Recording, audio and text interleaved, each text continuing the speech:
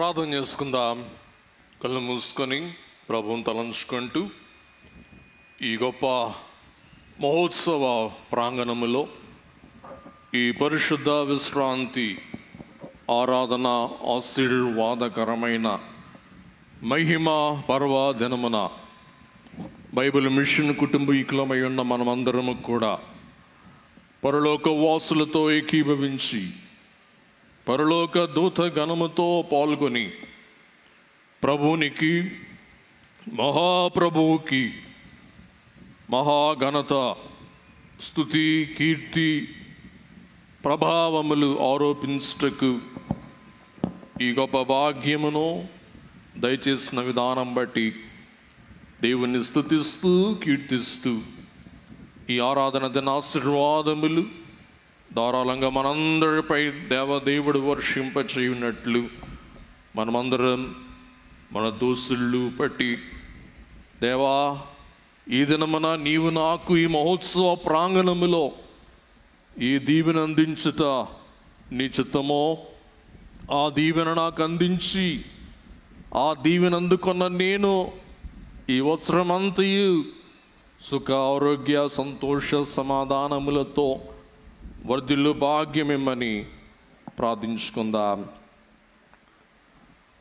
సైన్యముల అధిపతి దేవా, మహిమ ప్రభావ శక్తి సంపన్నుడా, ఆరాధనకు యోగ్యుడా, శక్తి సంపూజ్యుడా, పరలోక తేజోమయ దీపమా, సమీపింపరాని తేజస్సులో అమరత్వములో వసించుచు మనుషులలో ఎవడునో చూడలేని ఎవరునో చూడనేరని మహాప్రభువా, మీకే శాశ్వతమైన ప్రభావమును ఘనతయు ఆరోపిస్తున్నాం.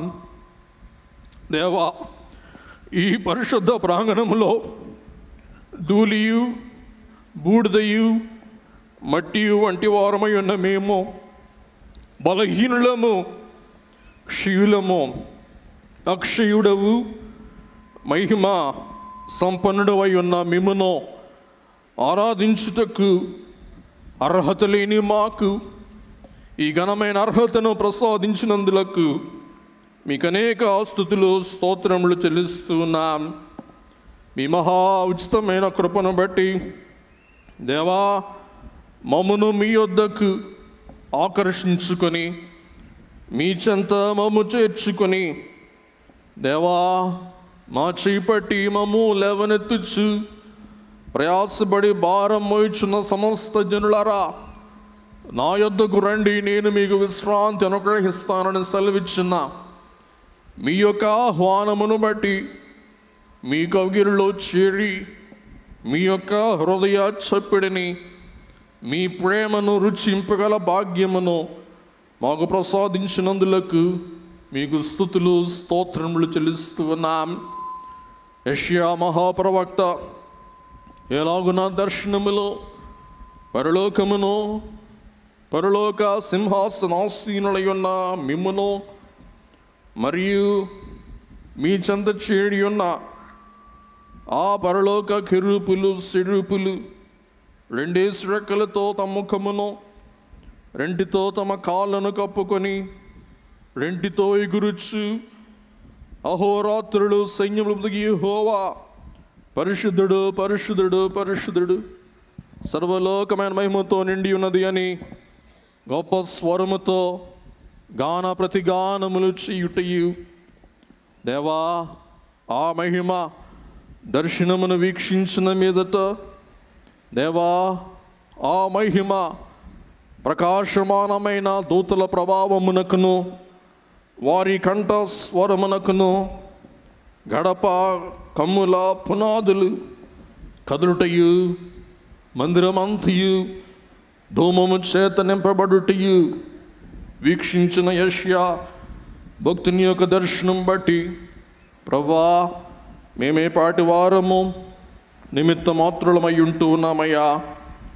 అయినప్పటికీ మా మానవ జ్ఞానమునకు అతీతమై ఉన్న నీ పవిత్రతను నీ పరిశుద్ధతను నీ మహాత్మ్యమును దేవా స్వచ్ఛమైనదియు పూర్ణమైనది అయ్యున్న నీ కాంతిని అనుభవించుటకు నీ కృప మాకు అనుగ్రహిస్తున్నందున మీకు స్తుతులు స్తోత్రములు చెల్లిస్తూ ఉన్నాం.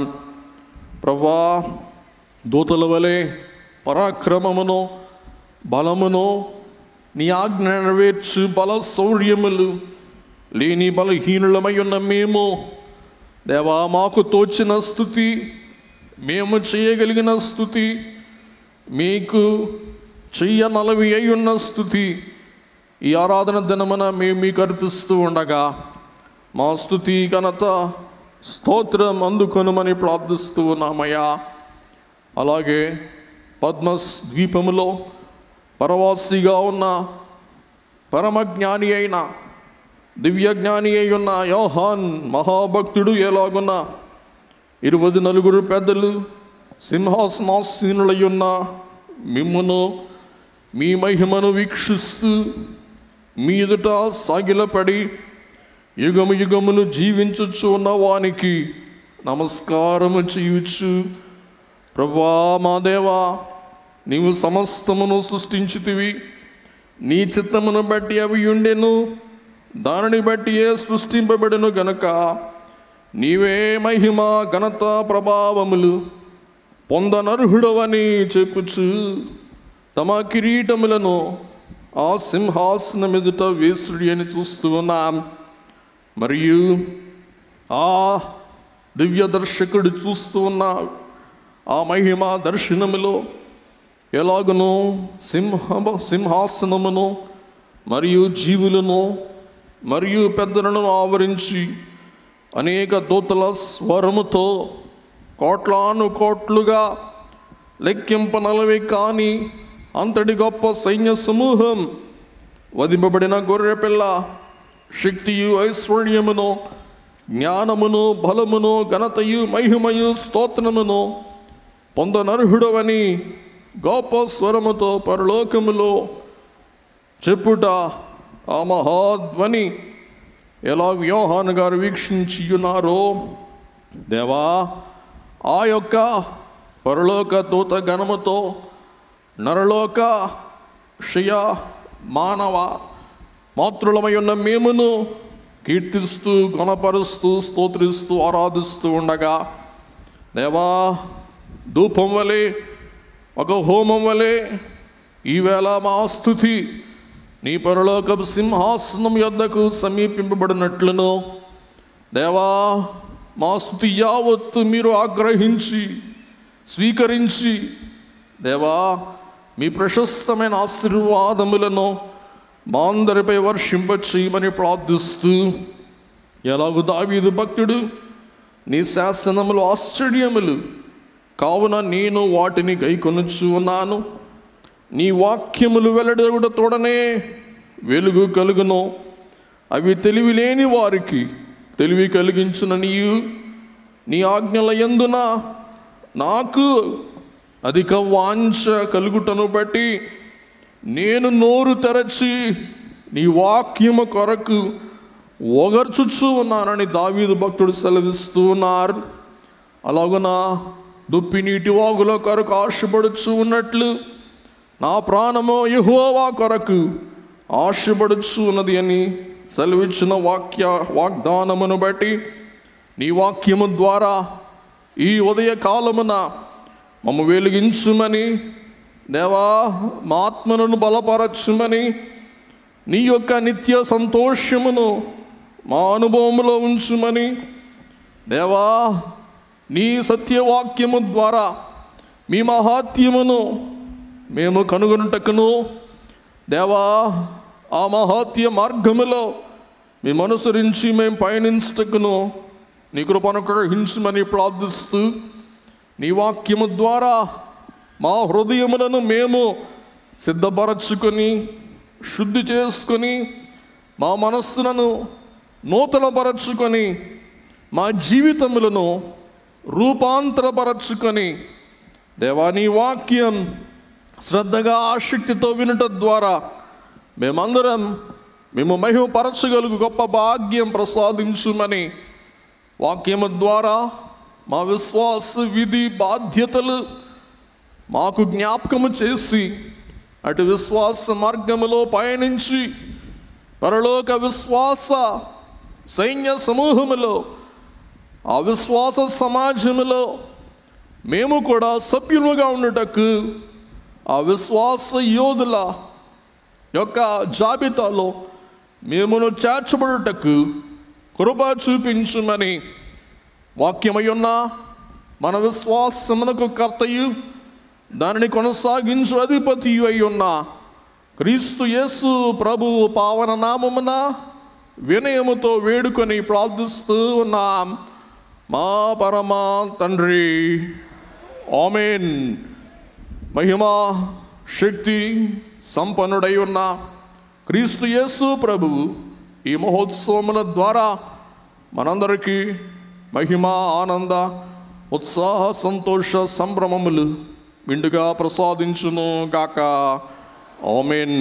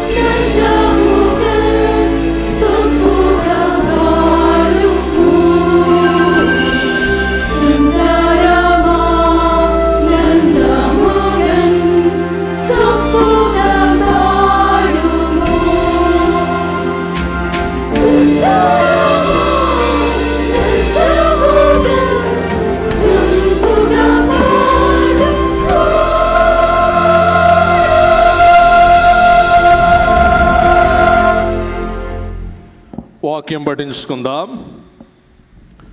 అపోస్తలుడైన పౌలు భక్తుడు హెబ్రీయులకు రాసిన పత్రిక 10వ అధ్యాయం 19 నుండి 25 వచనముల వరకు మీ కొరకు నేను పఠిస్తూ ఉన్నాను. అర్థమయ్యేలాగున దయచేసి ప్రతి వారు మీ గ్రంథములు తెరచి ఈ వాక్య ధ్యాన భాగమును మీరు నేను పఠిస్తూ ఉండగా అనుసరించి మీ గ్రంథములలో వీక్షింపవలసిందిగా కోరుతూ ఉన్నాను. సహోదరులరా, యేసు మన కొరకు ప్రతిష్ఠించిన మార్గమున అనగా నూతనమైనదియు జీవము గలదియు ఆయన శరీరము అను తెర ద్వారా ఏర్పరచబడినదియు నయ్యున్న మార్గమున ఆయన రక్తం వలన పరిశుద్ధ స్థలమునందు ప్రవేశించుటకు మనకు ధైర్యము కలిగి ఉన్నది గనుకనో దేవుని ఇంటి పైన మనకు గొప్ప యాజకుడు ఉన్నాడు గనుకను మనస్సాక్షికి కల్మషము తోచకుండునట్లు ప్రోక్షింపబడిన హృదయములు గలవారమును నిర్మలమైన ఉదకముతో స్నానము చేసిన శరీరములు గలవారమునయ్యుండి విశ్వాస విషయములో సంపూర్ణ నిశ్చయత కలిగి యథార్థమైన హృదయముతో మనము దేవుని సన్నిధానమునకు చేరుదము. వాగ్దానము చేసినవాడు నమ్మదగినవాడు గనుక మన నిరీక్షణ విషయమై మనమొప్పుకొనినది నిశ్చలముగా పట్టుకొందుము. కొందరు మానుకొనుచున్నట్టుగా సమాజముగా కూడుట మానక ఒకరినొకడు హెచ్చరించుచు ఆ దినము సమీపించుట మీరు చూచిన కొలది మరి ఎక్కువగా అలాగూ చేయుచు ప్రేమ చూపుటకును సత్కార్యములు చేయుటకును ఒకనినొకడు పురి కొర్పు కొనవలనని ఆలోచింతుము. దేవుని బిడ్డలారా, ఈ ఉదయ కాలమున మన ధ్యానాంశం దైవ సన్నిధి సహవాస అవశ్యము. దైవ సన్నిధి సహవాస అవసరత. పిల్లరా, ఏ టెక్స్ట్ అయినా మనం ధ్యానం చేయవలనంటే ఆ టెక్స్ట్కి ముఖ్యమైనది కాంటెక్స్ట్.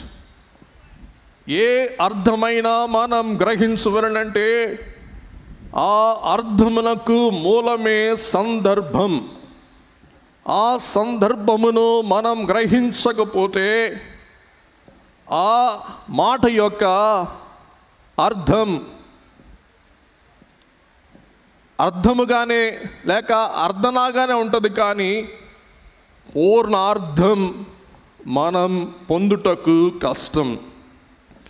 అందుచేత పౌలు భక్తుడు ఎందుచేత ఈ వాక్యం రాశాడు, అసలు ఎందుకని హెబ్రీ పత్రికే రాశాడు అనే విషయాన్ని కొంచెం మనం పరిశీలించి, హెబ్రీ పత్రికలో విశిష్టమైన అధ్యాయం ప్యాసేజ్ ఆఫ్ ఎక్సలెన్స్ అనబడుచు ఉన్న ఈ 10వ అధ్యాయములో ఉన్న సహవాస ఆవశ్యకత యొక్క సత్యములను మనం ధ్యానం చేసుకొని మన జీవితములకు అన్వయం చేసుకొని దైవ సహవాస, విశ్వాస సమాజ సహవాస, దైవ సన్నిధి సహవాసాభ్యాసం ఎంత అవశ్యము అనేది ఈవేళ గ్రహించి ఈ మహోత్సవములో, ఈ మహా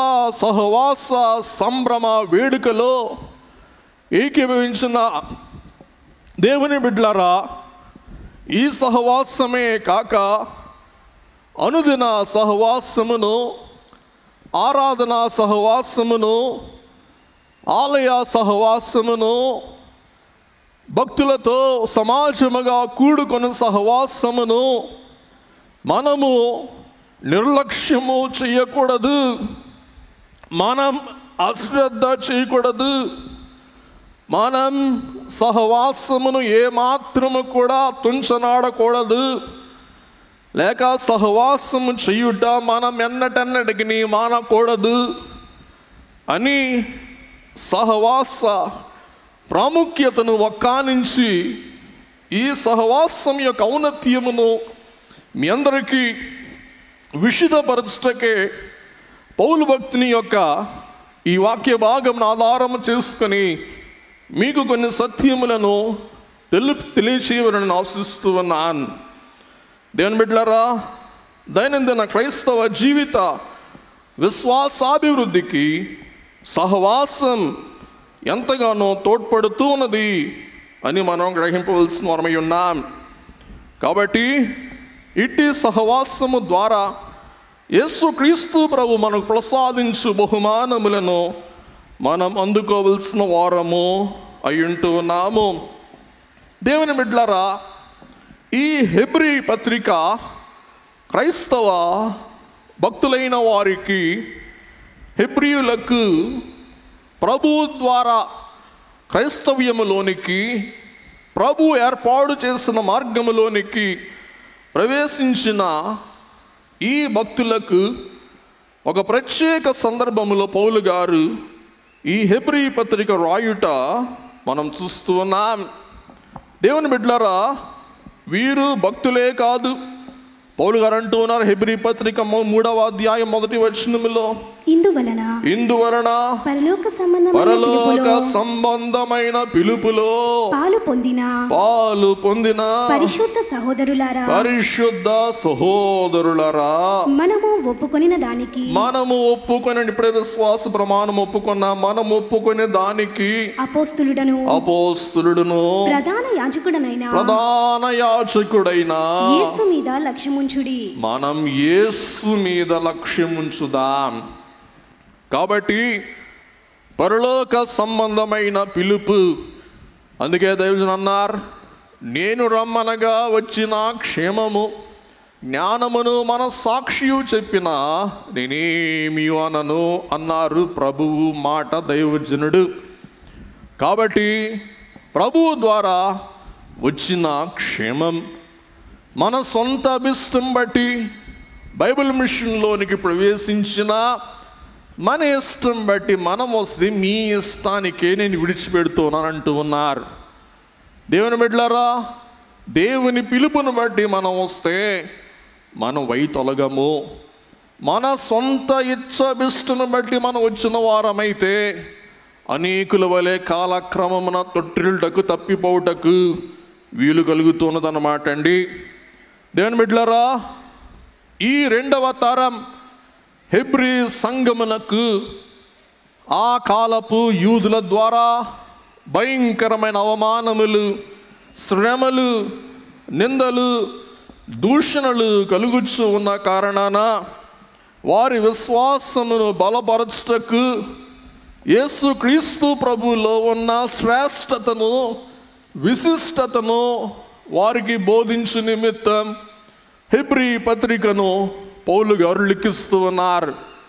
దేవుని బిడ్డలారా, మన విశ్వాస జీవితంలో ఎప్పుడైనా క్రీస్తు యేసు ప్రభు పైనైనా, క్రైస్తవ సంఘం మీద అయినా, లేక క్రైస్తవ సమాజంలో ఉన్న వారి మీదనైనా విరక్తి కలిగి ఈ క్రైస్తవ్యములోనికి ప్రవేశించిన తరువాత నాకేం కలిగింది, నాకేం సమకూడింది, నాకేం అచ్చొచ్చింది అని భావించే సమయాన విశ్వాస దిగజారుడు ఆరంభమయ్యే దుర్దశలో మనం ఉన్ననాడు మనమందరం మరలా దేవుని తట్టు మల్లుటకు, ప్రభువులో ఉన్న మహాత్యం కనుగొనుటకు మనకు వీలైన పత్రికయే హెబ్రీ పత్రిక అయ్యుంటున్నది.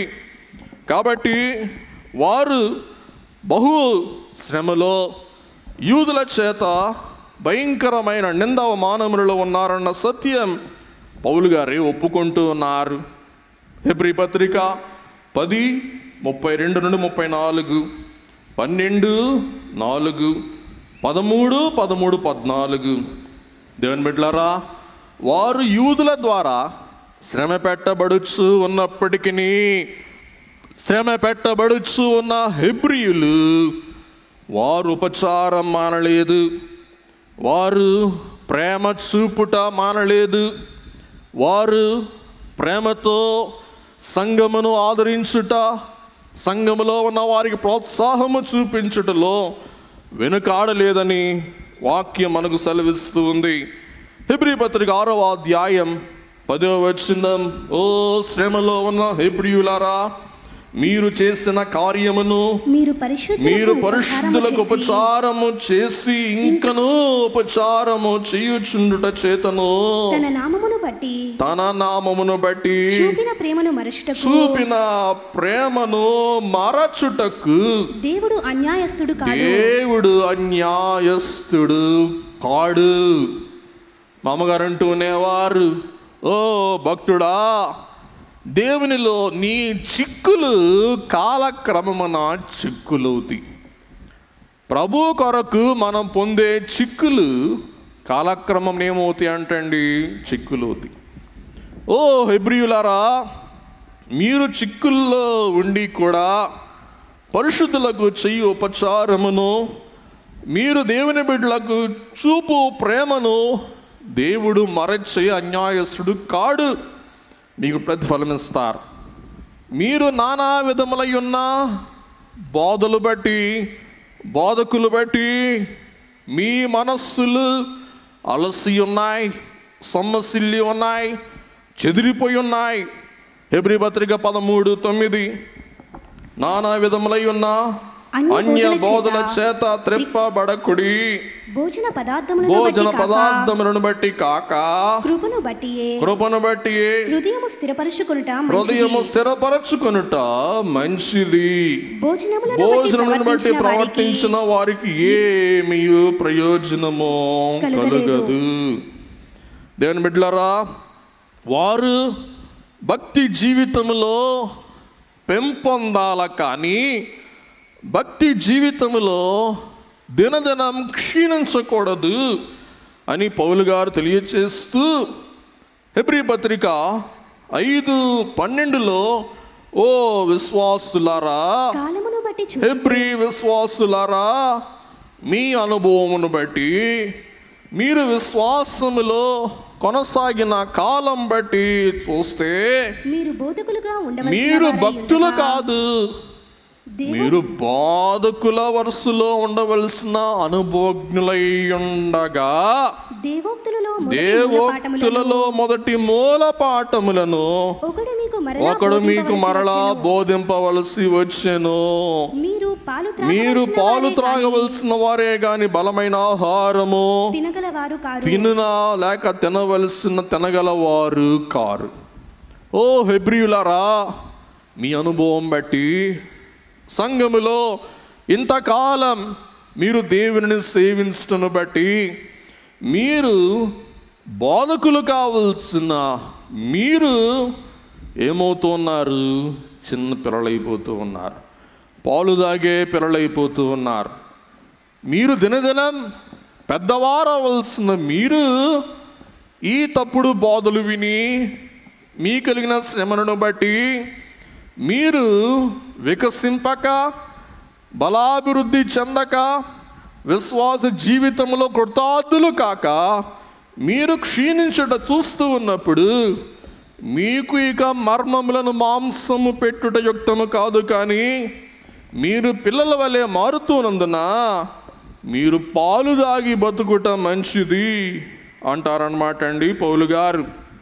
దేవుని బిడ్డలారా, ఇక్కడ పౌలు గారు యేసు క్రీస్తు ప్రభు యొక్క జీవితమును సూచిస్తూ, ఓ యూదులారా, ఓ యూదా మతములో నుండి క్రైస్తవ మతములోనికి చేరిన వారలరా, ధర్మశాస్త్రం యొక్క నెరవేర్పు, ధర్మశాస్త్ర ఆజ్ఞలు, విధులు, న్యాయములు, నిబంధనలన్నిటి యొక్క నెరవేర్పే యేసు క్రీస్తు ప్రభువై ఉన్నారన్న సత్యమును మీరు విస్మరించి మీకు కలిగే శ్రమలను బట్టి, మీరు పొందే నిందలు బట్టి, అలాగే మీరు పొందే అవమానములను బట్టి మళ్ళా వెనక్కి తిరగాలని చూస్తూ ఉన్నారా?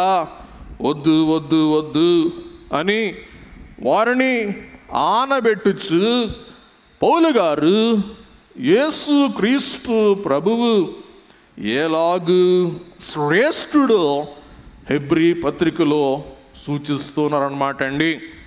కాబట్టి సెల్ ఫోన్ ఉన్న వారందరూ చక్కగా టీవీ ముందు కూర్చొని ఈ పవర్ పాయింట్లన్నీ కూడా మీరు స్నాప్షాట్ తీసుకొని మీరింటికి వెళ్ళి యేసు ప్రభువు ఎలాగు శ్రేష్ఠుడో మీరు కనుగొని అట్టి శ్రేష్ఠుని మీ ఇష్టునిగా స్వీకరించి కష్టము వచ్చినా, నష్టము వచ్చినా, ఇబ్బంది కలిగినా, మీకు ఎన్ని అవమానములు నిందలు కలిగినా శ్రేష్ఠుడైన యేసు పైనే మీరు దృష్టి సారించి మీరు వేరు ఎవరి తట్టు దృష్టి సారించరాదు అని మీకు ఆనబెట్టుటకు హెబ్రీ పత్రిక ఆధారముగా యేసుక్రీస్తు ప్రభు ఎలాగు శ్రేష్ఠుడో, ఆయన ఏ రీతిలుగా శ్రేష్టమైన వాడో 11 విషయాలు మీకు చూపించాలని ప్రభువుని బట్టి ఆశిస్తున్నాను. నెంబర్ 1, యేసుక్రీస్తు ప్రభువు తన ప్రత్యక్షతలో పరలోక దూతల కన్నా ప్రభువే శ్రేష్ఠుడు అని హెబ్రీ పత్రిక 1వ అధ్యాయం మనకు తెలియచేస్తూ ఉంది. రెండవది, యేసుక్రీస్తు ప్రభువే మానవావతార రూపములో ప్రత్యక్షమై మానవునికి రక్షణ అనుగ్రహించుటలో ప్రభువే శ్రేష్ఠుడు. హెబ్రీ పత్రిక 3వ అధ్యాయములో యేసుక్రీస్తు ప్రభువు మోషే ప్రవక్త కన్నా మిన్నైన ప్రవక్త, అసలు ప్రవక్త, నిజ ప్రవక్త, ప్రవక్తల ప్రవచనములన్నిటి యొక్క నెరవేర్పై ఉన్న అసలు ప్రవక్త యేసుక్రీస్తు ప్రభువు శ్రేష్ఠుడు, మోషే కన్నా మిన్నైన శ్రేష్ఠుడు అని 3వ అధ్యాయము సూచిస్తూ ఉంది.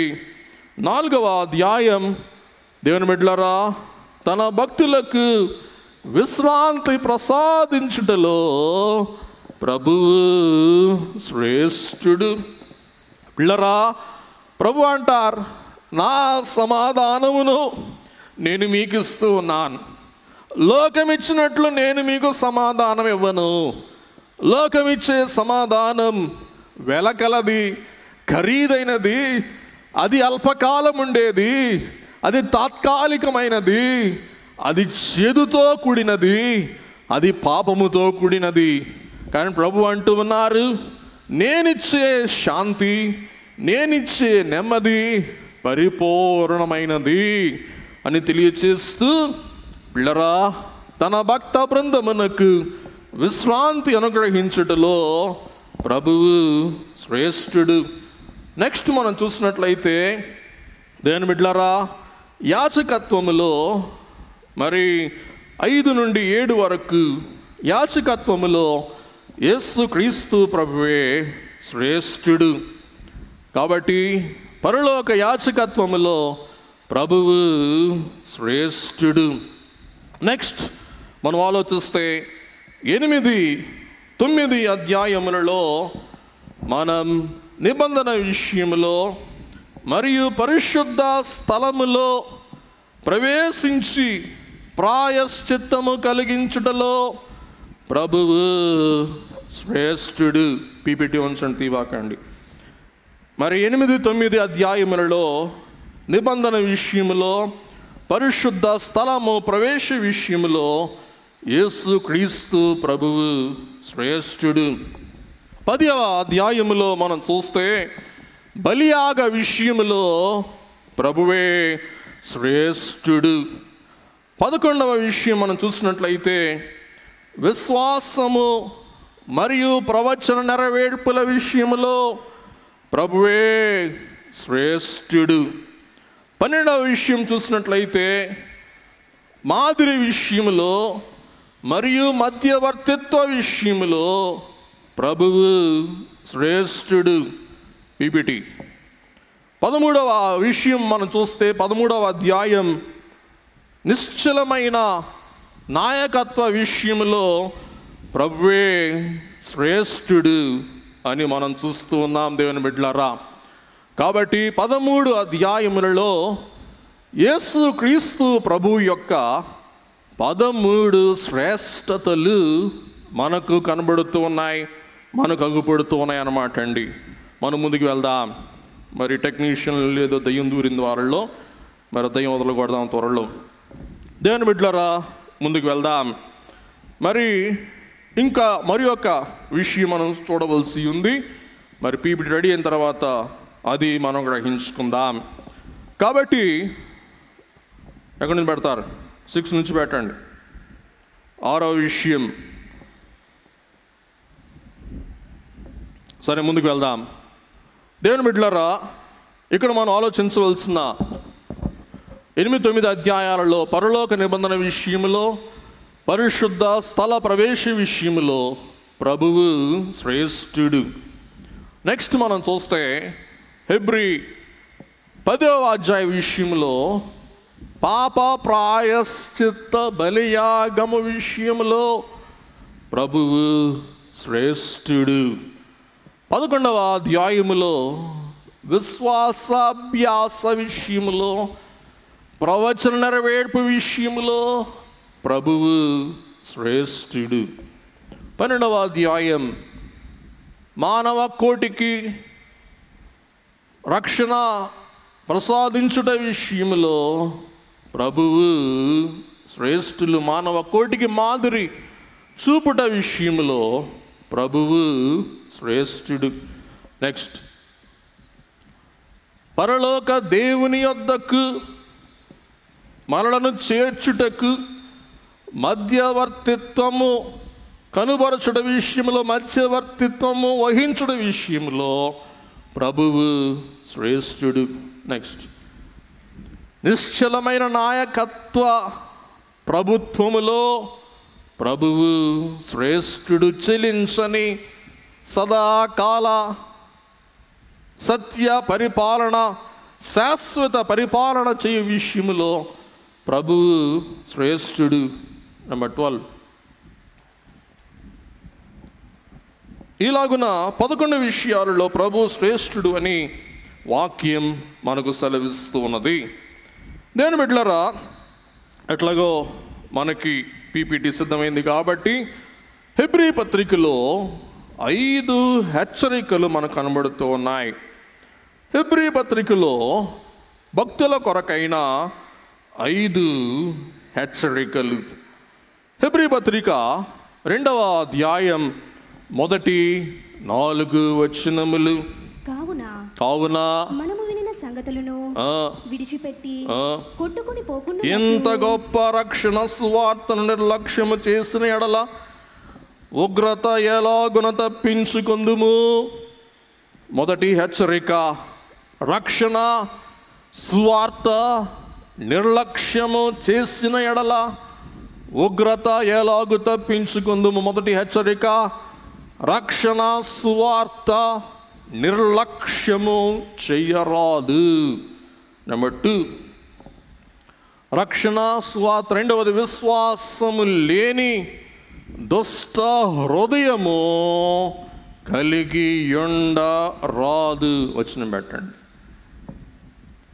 హెబ్రీ 7:4-11 హృదయమును కఠినపరచుకొని విశ్వాసము లేని దుష్ట హృదయం ఒకవేళ మీలో ఉండునేమో అని జాగ్రత్తగా చూచుకున్నది. 2వ హెచ్చరిక.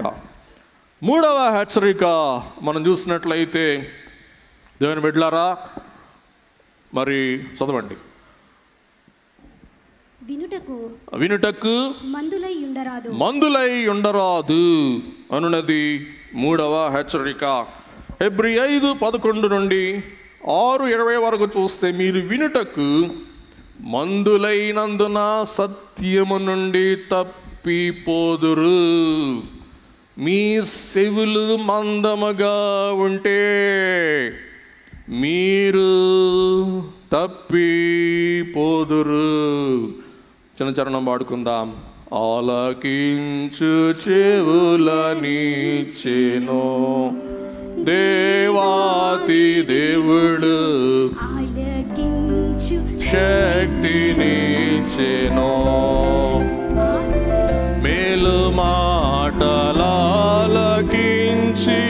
మిగతా మాటలాలకింప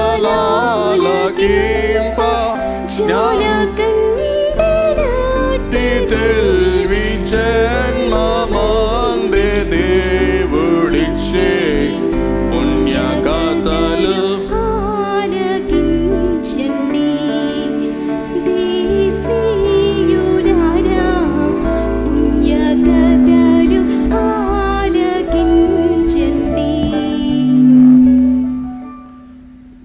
వినండి. పాద్రి గారి దగ్గరికి సాతాను వచ్చి అన్నాడంట, నీకు 25% శివుడు పుట్టిస్తా, 25% శివుడు 25% శివుడు నీకు పుట్టిస్తా, నీకు ఆ శివుడికి ప్రతిగా కోట్లాది రూపాయలు ఇస్తాను అన్నాడంటండి ఒక పాదిరి గారితో. ఈ పాదిరి గారు సంతోషించి, ఉత్సహించి, ఆనందించి ఆ పాదిరి గారు అంటండి గవర్నింగ్ బాడీ మెంబర్ కాడికి వెళ్ళాడు అంటండి, ఇదిగో సాతాను నాకు కనపడి బోల్డ్ కోట్లు ఫ్లైట్ టికెట్లు ఇస్తానన్నాడు, కొంచెం చెవుడు కనుక నువ్వు ఒప్పుకుంటే. కానీ ఇప్పుడు ఏమన్నారంట, రే అంత పని చేయబాకరా, నువ్వు సాతాను మాట అనబాకరా, సస్తావు, సాతాను దుర్మార్గుడు అనే మాట అనబాక. డబ్బులు పాస్టర్ గారు, డబ్బులు ఏడొస్తాయి, డబ్బులు ఇవ్వాల, డబ్బులు రావట్లా, డబ్బులు వస్తాయి బోల్డ్.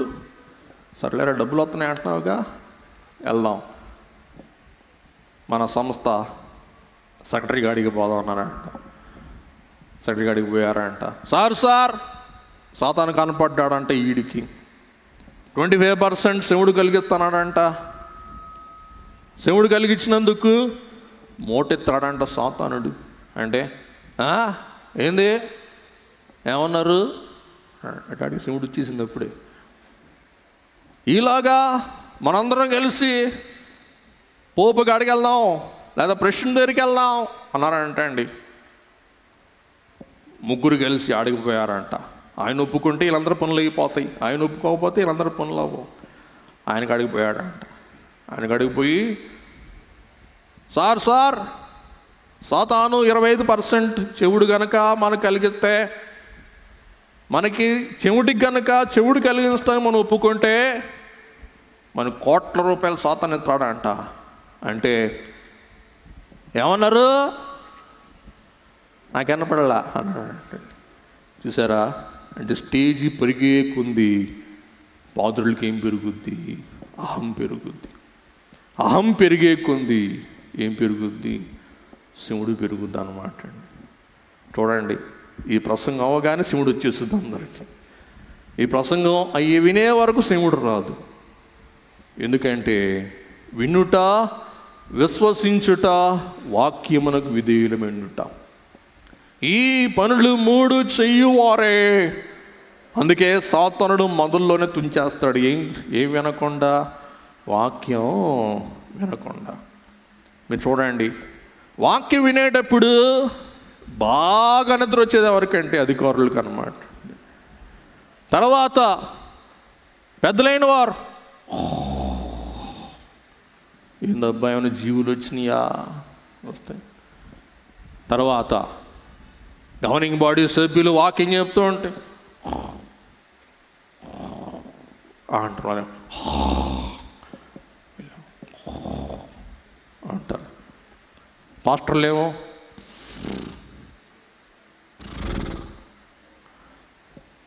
విశ్వాసులు వాకింగ్ చెప్తూ ఉంటే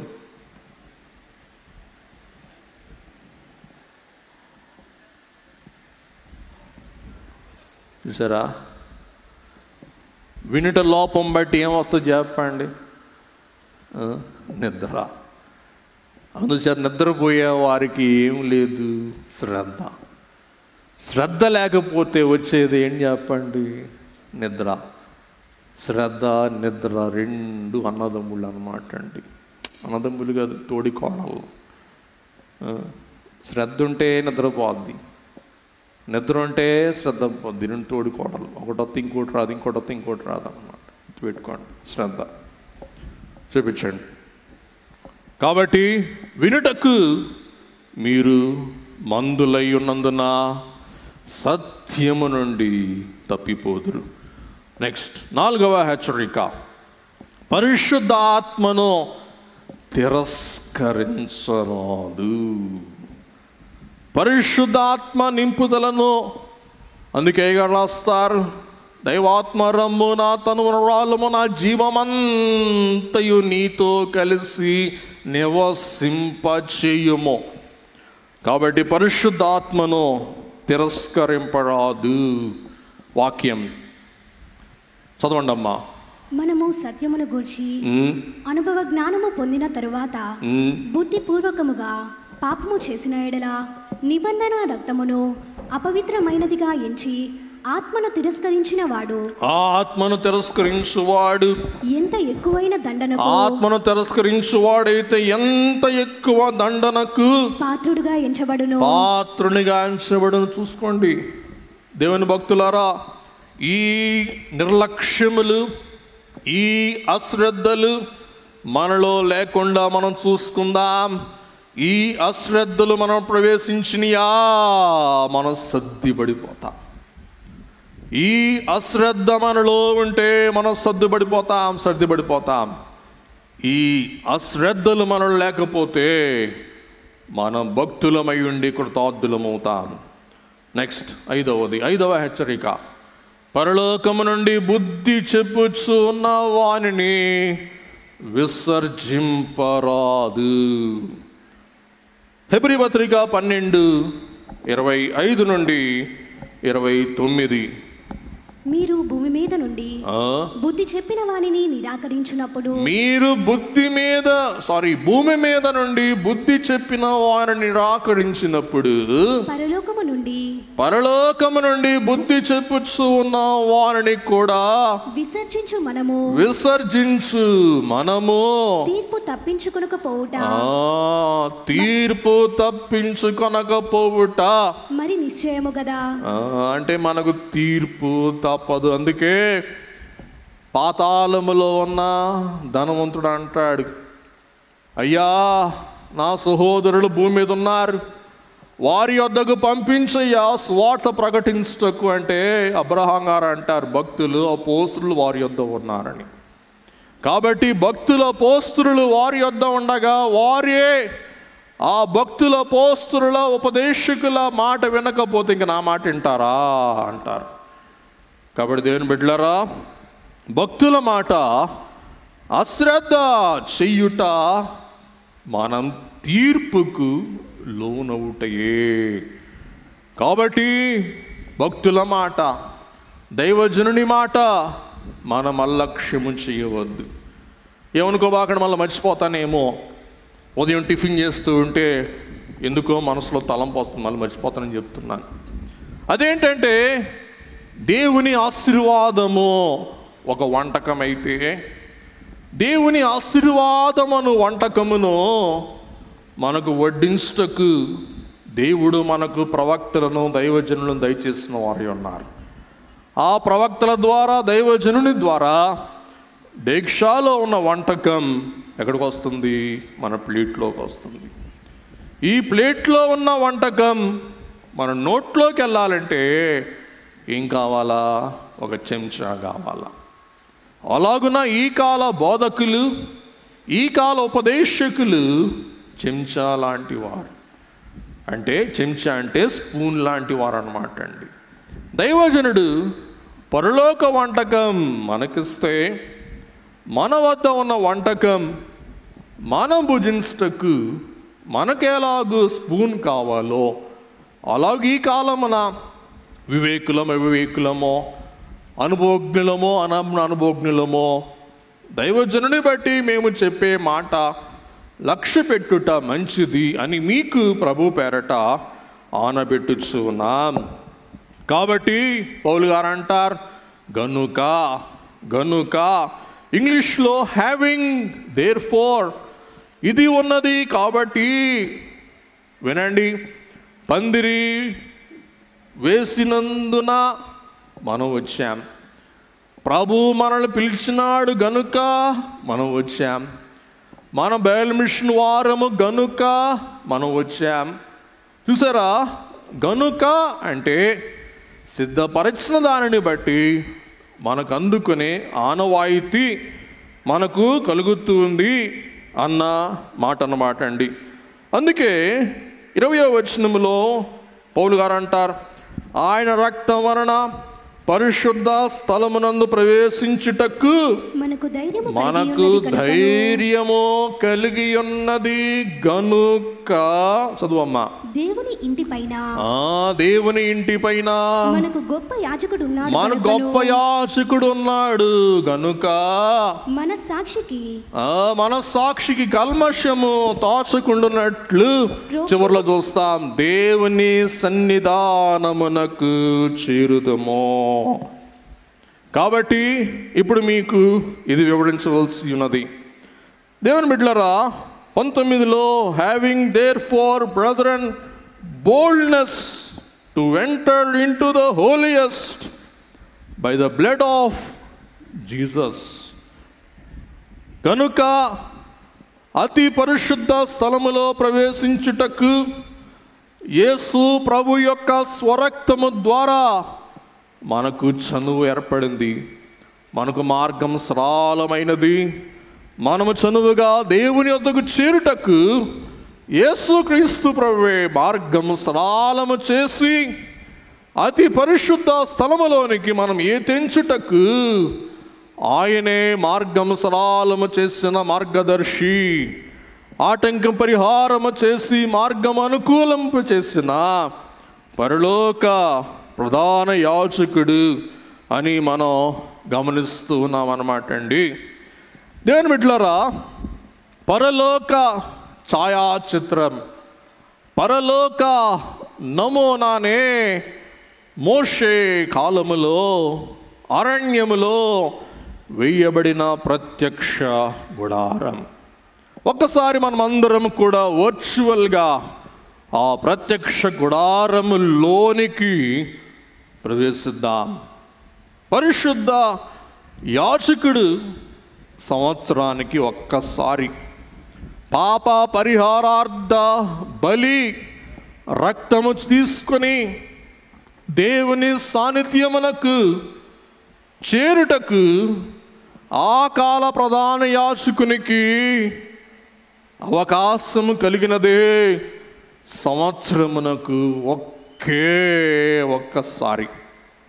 కానీ మనకైతే యేసుక్రీస్తు ప్రభు తన శరీరము ద్వారా మార్గము సరళము చేసిన కారణాన తోచినప్పుడల్లా, కావలసినప్పుడల్లా, కోరినప్పుడల్లా, తీరుకున్నప్పుడల్లా మన తనివి తీరా దేవుని సముఖంలోనికి ప్రవేశించుటకు యేసయ్యే మార్గం సరళము చేసి అతి పరిశుద్ధ స్థలములోనికి మనకు నిత్య ప్రవేశం ప్రాప్తింపచేసిన మధ్యవర్తి యేసుక్రీస్తు ప్రభువే. అందుచేత ఆ కాలమందు ప్రధాన యాజకుని సహితము లేని అవకాశం యేసయ్య యాజకత్వము ద్వారా మనకు లభించిన చనువును బట్టి మనం స్వేచ్ఛతో, ధైర్యముతో, ఓపికతో మనం యేసయ్య మీద దృష్టి ఉంచి యేసు నీ తలపై నాకెంతో హాయి అన్న ధ్యాసతో మనం చనువుగా దేవుని చెంతకు కావలసినప్పుడల్లా చేరి ఆ ఆశీర్వాద నెరవేర్పులు అందుకుందాం అని పౌలు గారు మనవి చేస్తూ ఉన్నారు. ఒకసారి అందరం ప్రత్యక్ష గుడారములోనికి వెళ్దాం. స్టార్ట్.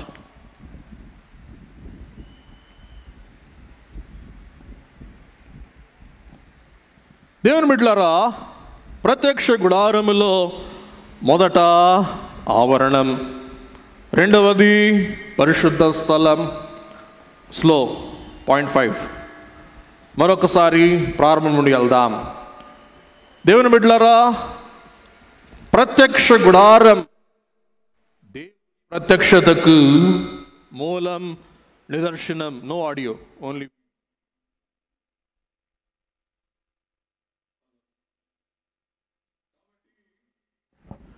ఈ యొక్క ప్రత్యక్ష గుడారములోనికి మనకు ప్రవేశం కలిగి ఉన్నది. బాబు ఫస్ట్ నుంచి పెట్టండి. పరిశుద్ధ గుడారంలో ఇది తెర అంటే ఆవరణం. ఈ ఆవరణంలో మనకు కనబడేది ఇత్తడి బలిపీఠం.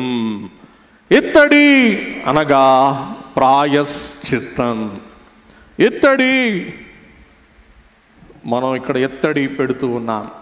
బంగారం పెట్టకూడదు, వెండి పెట్టకూడదు, మరి ఏ లోహం పెట్టకూడదు. ఎందుకంటే ఇత్తడి ప్రాయశ్చిత్తం, పాప పరిహారమును దర్శనం. చెక్క పెట్టకూడదు, మరి ఏది పెట్టకూడదు. ఏం పెట్టాలి చెప్పండి? ఇత్తడి. మోషే ఇత్తడి సర్పం పైకెత్తినందున సర్పపు కాటుకులోనైన వారందరూ ప్రాయశ్చిత్తం సూచన అయి ఉన్న ఇత్తడిని చూచి వారు ఏమయ్యాడు? జీవములోనికి వెళ్ళాడు. సర్పపు కాటును విసర్జించుకొని జీవం అందుకున్నారు. పెట్టండి. కాబట్టి ఇత్తడి బయటే ప్రాయశ్చిత్తం. ఇత్తడి బలిపీఠం. ఇక్కడ బలి అర్పించి రక్తమును పాత్రలో తీసుకొని యాజకుడు లోపలికి వెళ్తాడు. ఇత్తడి బలిపీఠం. పెట్టండి. ప్లే. లోపల మనకు కనబడేది ఇత్తడి గంగాళం. ముందుకు వెళ్ళండి. ఇత్తడి గంగాళములో యాజకులు తమ్ము తాము శుద్ధి చేసు. అందుకే అంటారు, మనం యేసుక్రీస్తు ప్రభు ద్వారా ఆయన సన్నిధిలోనికి ప్రవేశించుటకు మార్గం సరళమైనది కాబట్టి మనం నిర్మలమైన రక్తమును ప్రోక్షింపజేసుకొని నిష్కలంకమైన హృదయముతో మనం దేవుని యొక్క సమీపమునకు మనం ప్రవేశించుదాం. ఇత్తడి గంగాళం. ఇక్కడ నుండి పాపాల కొరకు ప్రాయశ్చిత్తం చేసుకొని తన శరీరమునకు యాజకుడు ముఖం కడుక్కొని చేతులు కడుక్కొని తన కనపడే అవయవాలన్నీ తాను శుభ్రం చేసుకుని, ఎందుకంటే అంతరంగ శుద్ధి అవసరం, బహిరంగ శుద్ధి అవసరం. అందుచేత యాజకులు దిగంబరత్వం కనబరుచుకున్నట అనేది దేవునికి అవమానకరం. అందుకే మేము వస్త్రములు వేసుకుని ఒళ్ళంతా కప్పేసుకుంటాం. కాబట్టి దిగంబరులముగా మనము దేవునికి వెకిలి కలిగించే లాగున నిక్కరలు వేసుకొని లేకపోతే హాఫ్ హ్యాండ్స్ వేసుకొని దేవుని వద్దకు చేరుట మన పాపపు దిగంబరత్వమును ప్రదర్శించుట. అందుకే యాజకత్వ వస్త్రం, నిండైన కప్పుదల వస్త్రం ఇవ్వబడుట మనం చూస్తూ ఉన్నాం. కనపడే అవయవాలను శుద్ధి చేసుకున్నట్ట గంగాళములో లోపలికి లోపల ప్రవేశించుట. లోపల ప్రవేశింపగానే కుడివైపున రొట్టెల బల్ల, ఎడమవైపున దీపస్తంభం, ప్రదీపం, దీపస్తంభం. ఇది పరిశుద్ధ స్థలం. పరిశుద్ధ స్థలములో మనకు ప్రవేశం. కుడివైపున రొట్టెల బల్ల, ఎడమవైపున దీపవృక్షం, ప్రదీపములు 7 ప్రదీపం వెలిగించే స్థలం. ఎదురుగా ధూపవేదిక. ఈ ధూపవేదిక మీద సాంబ్రాణి వేసి ప్రశస్త పరిమళ ద్రవ్యములేసి దేవునికి ధూపం వేయాలి. ఆ ధూపమే ప్రార్థన.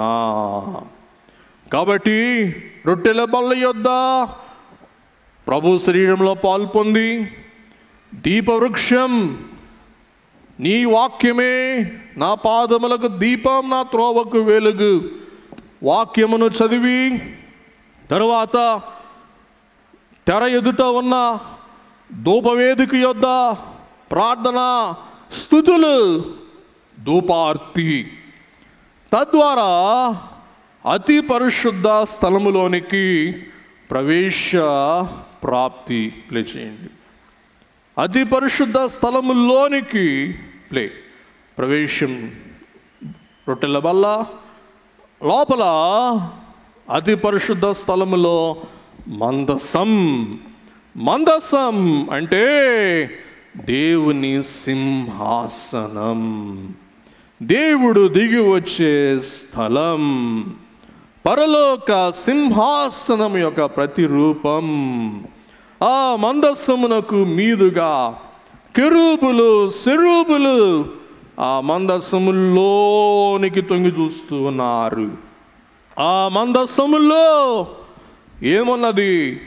10 ఆజ్ఞల పలకలు.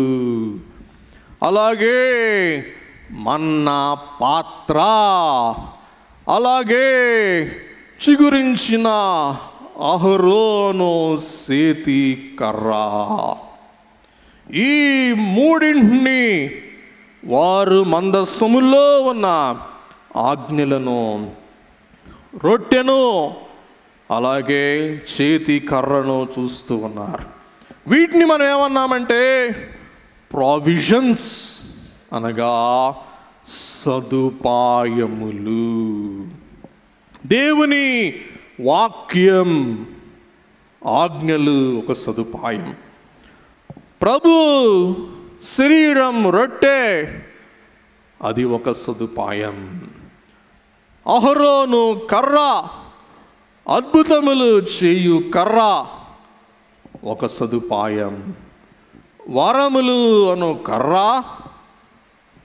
రాతి బల్లలు అను ఆజ్ఞలు, ప్రభు బల్ల అను రొట్టె, ఇవన్నీ దేవుడు కల్పించిన సదుపాయములు.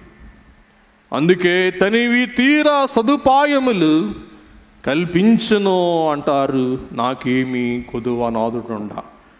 దేవుని బిడ్డలారా, ఈ సదుపాయములను దూతలైన వారు నిత్యము చూస్తూ ఉండగా, ఈ దూతల మధ్య దేవుడు షకీనా మహిమ మేఘములో మందసం పైకి వచ్చి మందసంపై ఆసీనులయ్యుండి యాజకుని యొక్క పాప ప్రాయశ్చిత్తమును అంగీకరించి యాజకుని జీవముతో పంపిస్తారు. ఒకవేళ యాజకుడే మాలిన్యముతో అతి పరిశుద్ధ స్థలములో గనక ప్రవేశిస్తే, దేవుడే ఆ పాప పరిహారార్థ బలి అంగీకరింపకపోతే, యాజకుడు అక్కడికక్కడ అతి పరిశుద్ధ స్థలములో దేవుని ఉగ్రత తగిలుటను బట్టి అదే పరిశుద్ధ స్థలములో చచ్చిపోతాడనమాట అండి. యాజకుడు అతి పరిశుద్ధ స్థలములో నుండి వెలుపలికి రాకపోతే ఇశ్రాయేలు సర్వ సమాజ పాపములు ఆ సంవత్సరానికి పరిష్కారము కాలా. పాప పరిహారము కాలేదంటే వారికి యుద్ధమో, వారికి తెగుళ్ళో, వారికి వినాశనమో, వారికి ఏదో శోధన పొంచి ఉంటుంది, దేవుని ఉగ్రత తగులుతుందని వారు గజగజ గజగజ వణిగిపోతారన్నమాట అండి. ఇన్ని చేస్తే తప్ప అతి పరిశుద్ధ స్థలములో ప్రధాన యాజకునికి ప్రవేశ ప్రాప్తం సంవత్సరానికి ఒక్కసారి. కానీ యేసు క్రీస్తు ప్రభువే తన శరీరమును తెర ద్వారా, ఎప్పుడైతే ఈ శరీరమును తెర శిలువమ్రాను మీద ఆ సైనికుడు ఎడమ పక్కను బల్లెముతో పొడవగా, ఎప్పుడైతే ఈ శరీరమును తెర బల్లెముతో పొడవబడి శరీరమును తెర చినిగిందో, వెంటనే అరచెయ్యంత మందం ఉండి కొన్ని క్వింటాళ్ళు టన్నులు బరువైన, మరి ఎత్తు పొడవులు చాలా 30 అడుగుల ఎత్తు, 12 అడుగులు ఇంచుమించు తెర, సుమారు 12 గుర్రాలతో పైకి ఎత్తే తెర, పైనుండి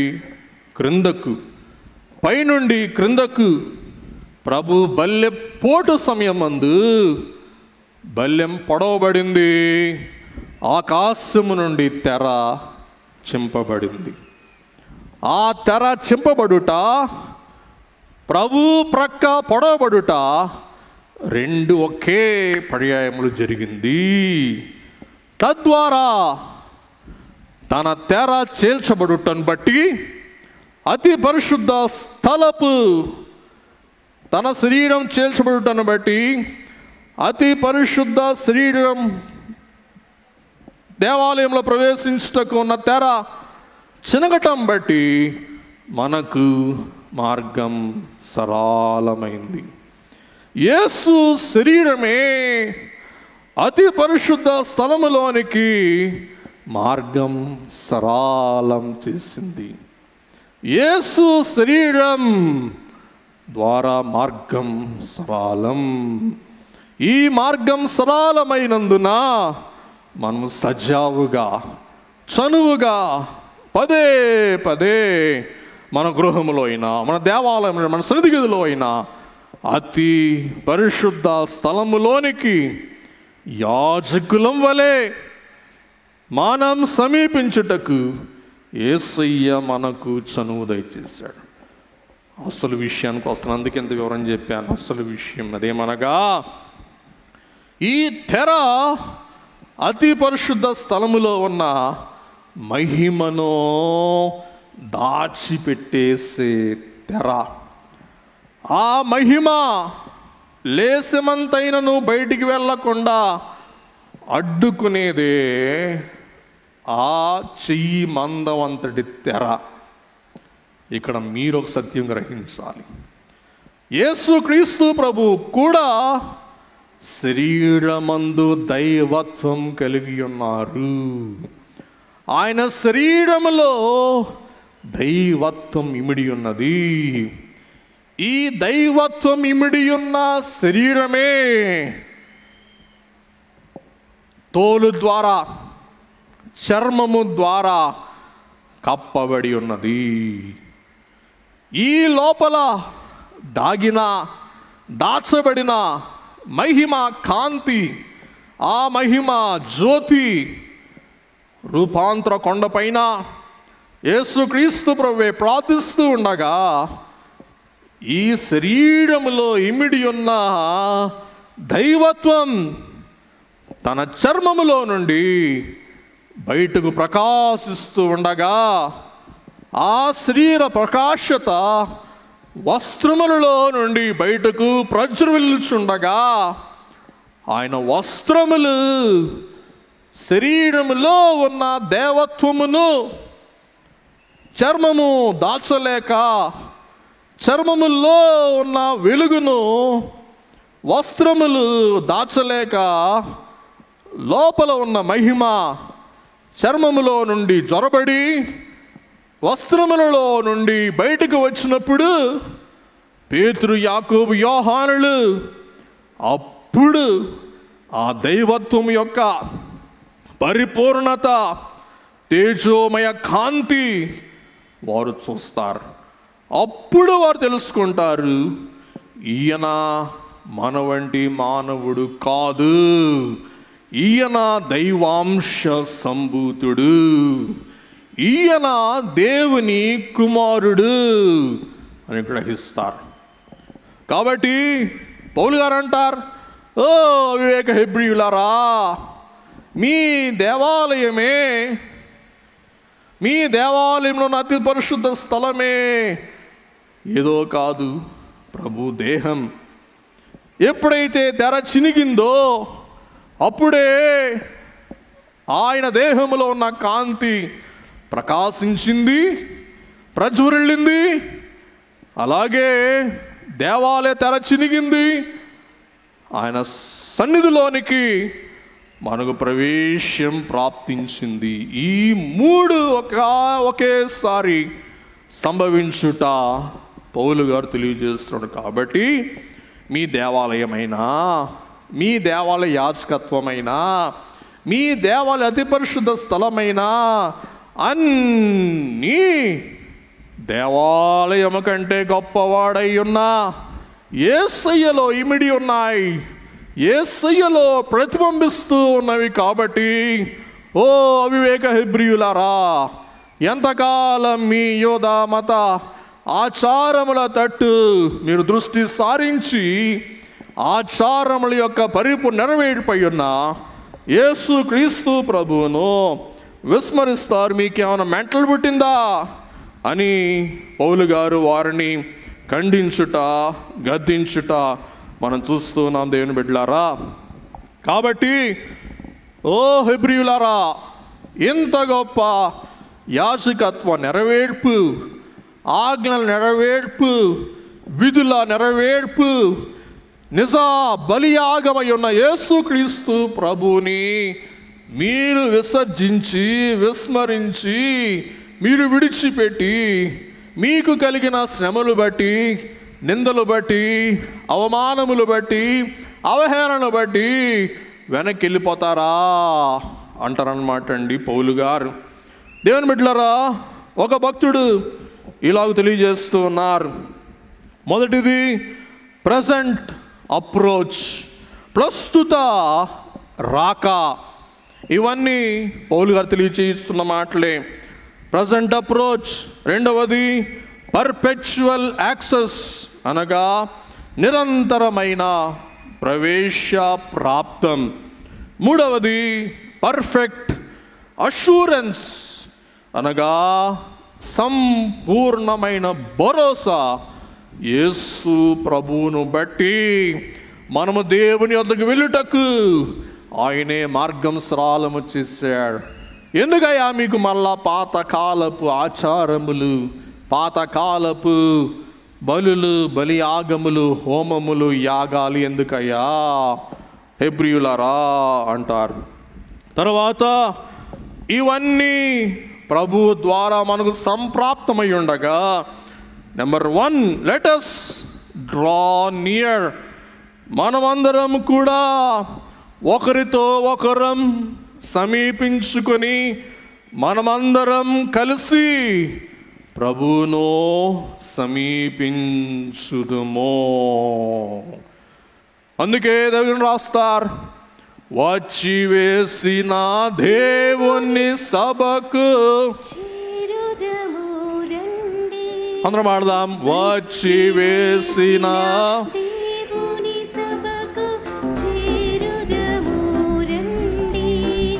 త్వరలో యేసుని కలసికొని విని నిజముగా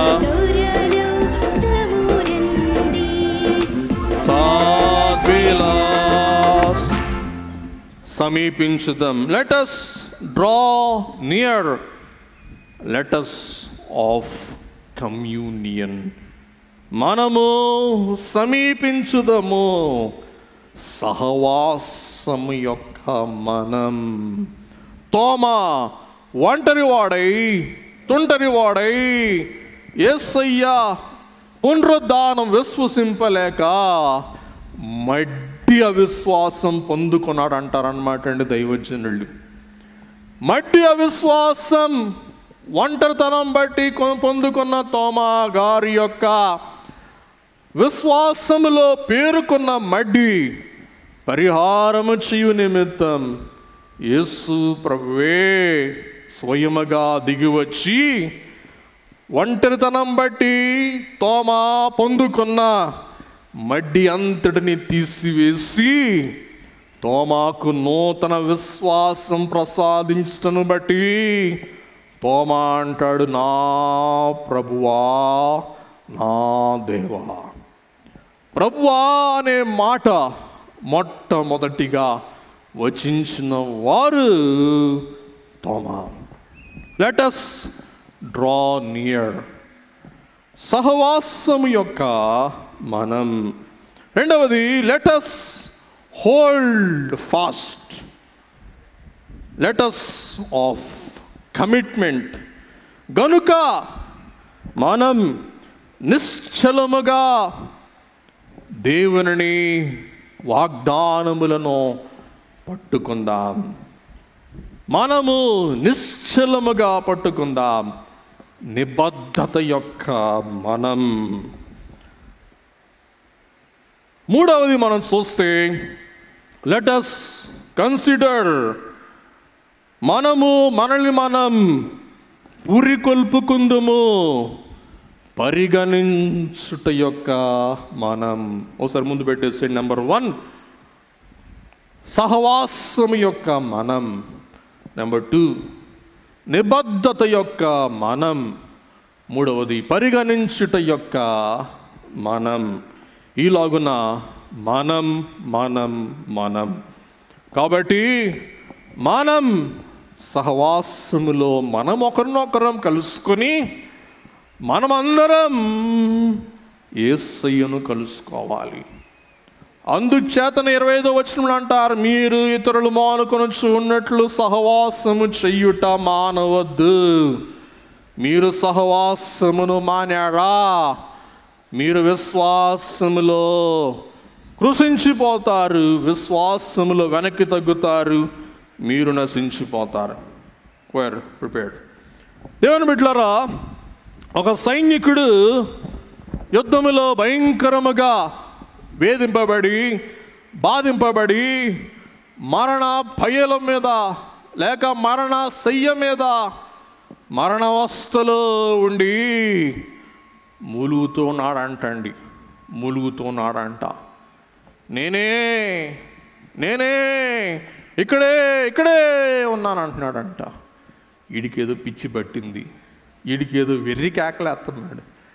నేనే అంటావేందిరా, నీకేం పోయే కాలం వచ్చిందిరా, నేనే అంటావు, అస్తమానం నేనే అంటావు, ఏం పోయే కాలం వచ్చిందిరా అని ఆ డాక్టర్లు వచ్చి, ఏది అస్తమానం నేను ఎక్కడ ఉన్నాను అంటావంటే, సార్ పరలోకంలో దూతలు నా పేరు పిలుస్తున్నారు, పరలోకంలో దూతలు నా పేరు పిలుస్తూ సంబోధిస్తూ ఉండగా ఇదిగో నేనే ఇక్కడున్నాను, నా పేరే నేనే అంటూ ఉన్నాను, పరలోకములో నా పేరు పిలువబడుతుంది, పరలోకములో నాకు ఒక అటెండెన్స్, నాకు ఆహ్వానం పలుకబడుతుందని చెప్పి తాను నేనే అంటూ దేవుని యొక్క కౌగిల్లో కన్ను మూసి తన పేరు పిలువబడినప్పుడు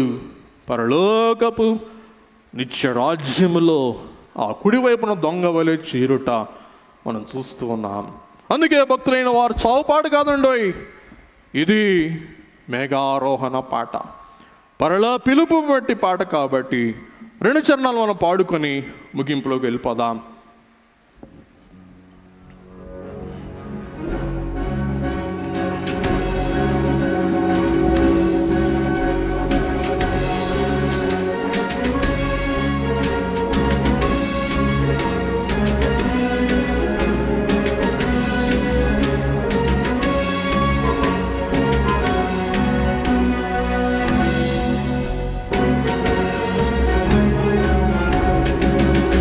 అంత్యది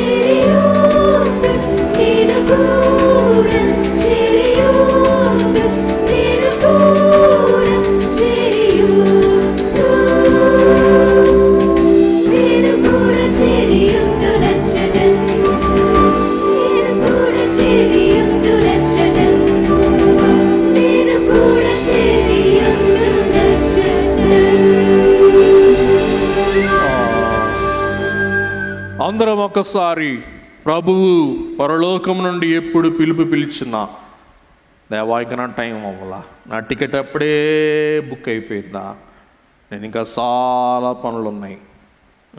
మనకు ఆయన అంటున్నాడు, నేను 2047 దాకా జీవించాలా, ఎందుకు ఎల్లో స్టోల్ వేసుకోవాలా? ఎల్లో స్టోల్ వేసుకున్న వారి మాలిన్యం చూడలేక బాధేసి, దేవా ఆ కాలపు ఎల్లో స్టోల్ వేసుకున్న వాళ్ళు చూస్తే గుండె దడబుట్టేది, 2 చేతులు జోడించి దండం పెట్టాలనిపించేది. కానీ ఈవేళ మిషన్ రచ్చ చేసిన వారందరూ ఎల్లో స్టోలులే. అందుచేత దొంగలలో నేను ఇంక జీవితకాలం చేరను దేవా అని గవర్నింగ్ అందరికీ చెప్పి, బాబు పాస్టర్ అంగి అని వేసుకుంటాను కానీ నా జీవితంలో ఇంకోసారి ఎల్లో అంగి వేసుకోను. ఎల్లో వారు చేసిన మాలిన్యం బట్టి నా చిన్నప్పటి నుండి ఎల్లో అయ్యగారుని చూసి నా మనసు తరుక్కుపోతుంది, నా బతుకులో ఎల్లో వేసుకోనని చెప్పి తీర్మానం చేసుకున్నా. ఇది పెట్టుకోండి. అందుచేత మహాసభలు తప్పదు కాబట్టి దేవుడిచ్చిన దయాప్రాప్తం బట్టి ఆయన మహిమపరుస్తూ 25వ సభ చేయటానికి సిల్వర్ చేయడానికి అవకాశం దొరికిందని చెప్పి మరి ఒమేగా గారికి చెప్పి ఆర్డర్ ఇచ్చి తెప్పించుకున్నాను అనమాట. ఎల్లో వేసుకోలే, అది మర్మం, మరి ఏమీ కాదు. ఎందుకు ఈ మాట చెప్తున్నానంటే వారందరూ దేవుని పిలుపు అందుకున్నాడు, దేవుని చెంతకు చేరాడు. ఒకసారి అందరం కలిసి పాడుకుందాం. నేను కూడా చేరియుందు నచ్చట మరణాత. అందరూ ఒకసారి మరణాత. ప్రభు మనల్ని పిలుస్తున్నప్పుడు, ప్రభు వచ్చినప్పుడు, ప్రభు రాక మనం విన్నప్పుడు ఏమన్నా చెప్పండి, నేను కూడా చేరియుందు. దేవదాసయ్య గారితో, పరిశుద్ధులతో, పితరులతో నేను కూడా చేరియుందని యాకోబు తన కాళ్ళు ముడుచుకొని తన పితరుల యొద్దకు వెళ్ళని రాయబడి ఉంటుంది అన్నమాట. ఎంత గొప్ప ధన్యత! అట్టి ధన్యత ఎవరికి కావాలో పాడండి. ఎవరు సొప్పనాతోళ్ళు, నా ఫ్లాట్లు, నా బూట్లు, నా చెక్కులు, నా ఫిక్స్డ్ డిపాజిట్లు, ఇవన్నీ వదులుకొని ఏడాలను. వినండి, ఈవేళతో ప్రతి వాడు వచ్చి ఇక్కడ కారు పెడుతున్నాడు. కాలు కాదు, కారు వాడడానికి అడ్డం. దయచేసి బిల్డింగ్ వెనకాల కార్లు పెట్టబాకండి. ఇంక తావు లేదు, గోడలు కట్టేసరికి తావు లేదు. మీకు మనవి చేస్తున్నా, వడ్డన ఆగిపోద్ది మీరు బండ్లు పెడితే. అందుకే కోటం ముందు చెప్పా, ఈవేళ చీరలు కొనటం కష్టం కానీ కార్లు కొనటం తేలిక. చీర కొనాలన్నా కానీ వెళ్ళి సెలక్షన్ చేసుకోవాలా. కారు కొనాలంటే ఫోను కొట్టు, కారు పట్టు. దేవుడు నాకు క్షమించగా ఇంకేం అనుకోవాకండి. ఈవేళ చీర కట్టుకోవటమే కష్టం కానీ కారు ఎక్కటం కష్టం ఏం కాదు. ఏ కుక్క అయినా ఏ పిల్లైనా కారుకి కూర్చుంటుంది ఈవేళ. అంచేత ఓ అయ్యలారా, మీ కారులు ఇక్కడ ఇనప సామాన్తో సమానం కాబట్టి ఇనప సామాన్ అన్నమాట. ఆ వెనకాల పెడితే పోలీసు వాళ్ళు క్యాంపస్ స్వాధీనం చేసుకున్నారు. పోలీసు వాళ్ళు తీసి కాటాకేస్తారు, మీకు డబ్బులు ఇస్తారు. వాళ్ళు 50%, మీకు 50%. లేకపోతే సభకి 50%, వాళ్ళు 50% ఇచ్చేసేయండి. అట్టకు పిశాచిగా డబ్బులు లేకుండా చేసేయాడు. మీ కారు అమ్ముకుంటాం, సభలు ఖర్చు బరాయించుకుంటాం. పెట్టండి, కార్లు పెట్టండి. అక్కడ శుభ్రంగా కాటాకేసేస్తాం. మాయ బజార్ ఉంది అక్కడ, మాయ బజార్లో మీ కారు పెడితే చాలు, కాసేపు మాయమైపోద్ది. అందరం కలిసి పాడుకుందాం, ఒకసారి ముగించేసుకుందాం. పల్లవి మాత్రం అందరం పాడదాం.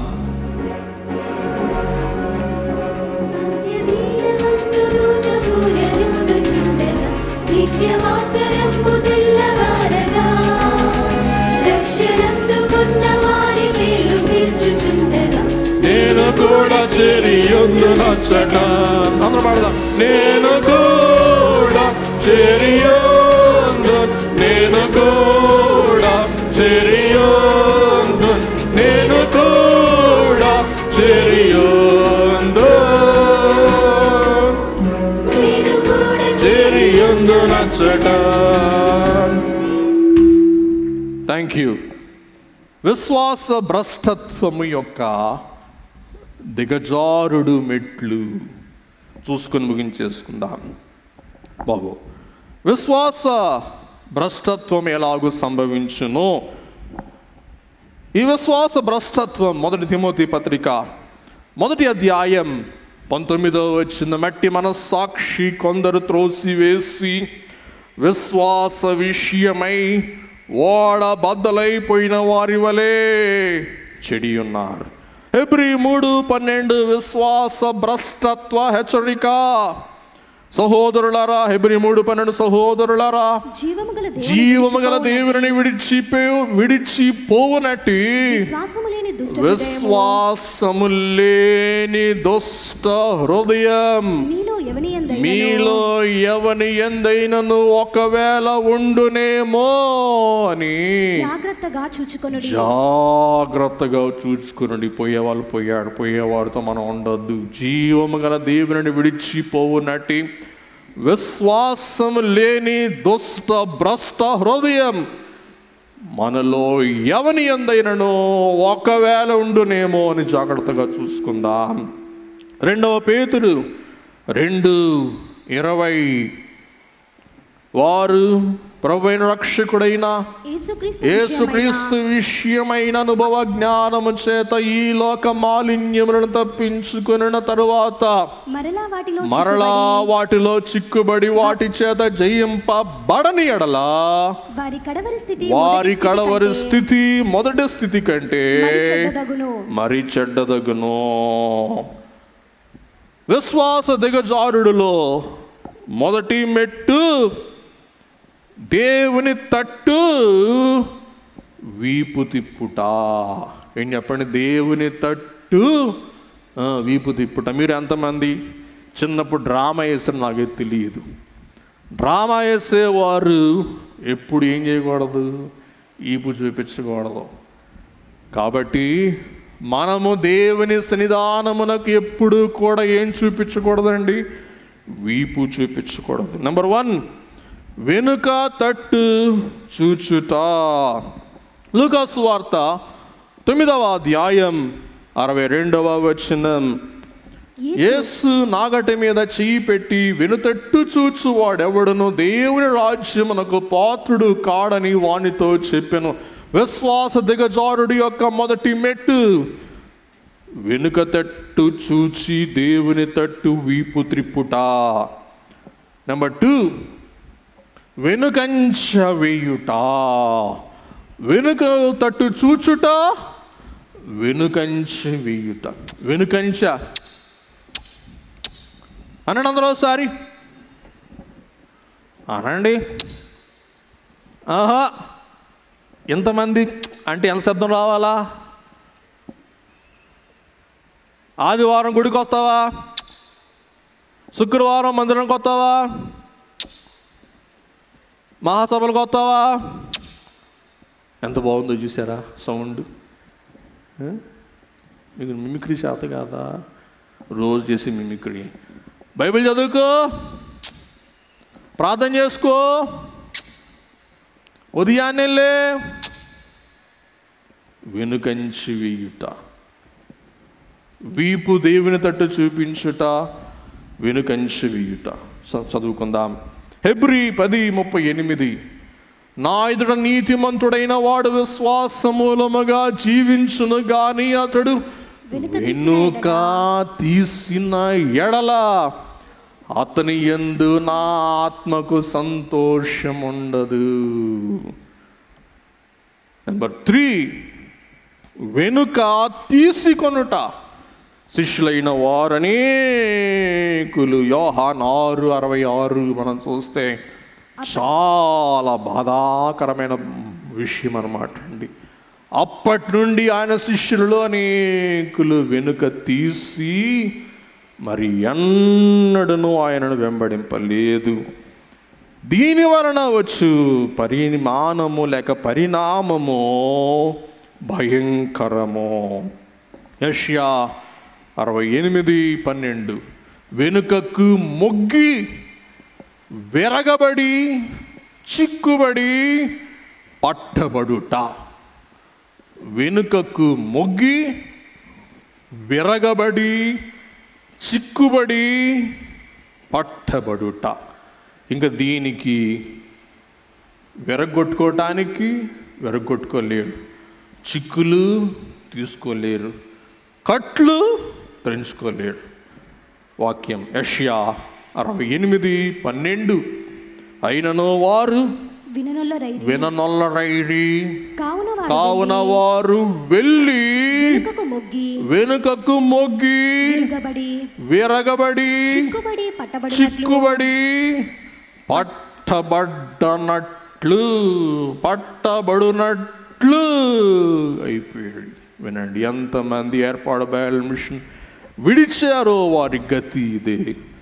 విననొల్లరైరి, వెనుకకు మొగ్గి విరిగిపోయి, చిక్కుబడి, పట్టుబడిపోయి లేవలేకపోతున్నాడు. అట్టి స్థితి మనకెవరికి ఈ జీవిత కాలములో దేవుడు నివ్వకూడదని మనమందరం దైవజనుని దేవుని వేడుకుందాం. విశ్వాస భ్రష్టత్వం. దేవుని బిడ్డలారా, ఇక్కడ మనం చూసినట్లయితే ఒకే 2 ప్రాముఖ్యమైన మాటలు, చాలా ముఖ్యమైన మాటలు చదివి నేను ముగించేస్తాను. టైం చాలా అవుతుంది, మన్నించండి. మరి కొందరు మానుకొనుచున్నట్లు, ఇది తెలుగు భాషలో చాలా మృదువుగా, కోమలంగా, ఎంతో సున్నితంగా రాశారనమాట అండి ఈ మాట. కానీ హెబ్రీ భాషలో ఈ మాట చూస్తే చాలా కఠోరమైన మాట. దీన్ని ఏమంటారంటే ద్విగుణ యోజికములు, ద్విగుణ మిశ్రణము. అంటే 2 చెడ్డవి ఇమిడి ఉండుట. ఎలాగంటే అవకాశము చూచి మానివేయుట. వినండి, ద్విగుణ మిశ్రమం. ఆపత్కాలమున విడనాడుట. దేవుని సంఘమును ఆపత్కాలములో మీరు విడనాడరాదు అంటారండి హెబ్రీ భాష మాట. ఆపత్కాలమున విడనాడుట, సమాజముగా కూడుట, ఆపత్కాలమున విడనాడుట దౌర్భాగ్యత. మన శ్రమకాలములో మనం చేసే దౌర్భాగ్య కార్యమే ఆపద కాలములో సమకూడుట, విడనాడుట. పౌలు అదే అంటారు, ఆపత్కాలముల సమకూడుట, మీరు మానుట మీ విశ్వాస భ్రష్టత. గుర్తుపెట్టుకోండి, డు నాట్ ఫర్సేక్. కాబట్టి మానుట అనగా to abandon in time of danger, ఆపత్కాలమున విడనాడుట. ఆ మాట అపోస్తుల కార్యములు 2:27 ప్రభు అంటారు, నా దేవా నా దేవా నీవు నన్ను ఎలా విడిచితివి. నేను చదివే సందర్భం, నీవు నా ఆత్మను పాతాళములో విడిచి పెట్టవు.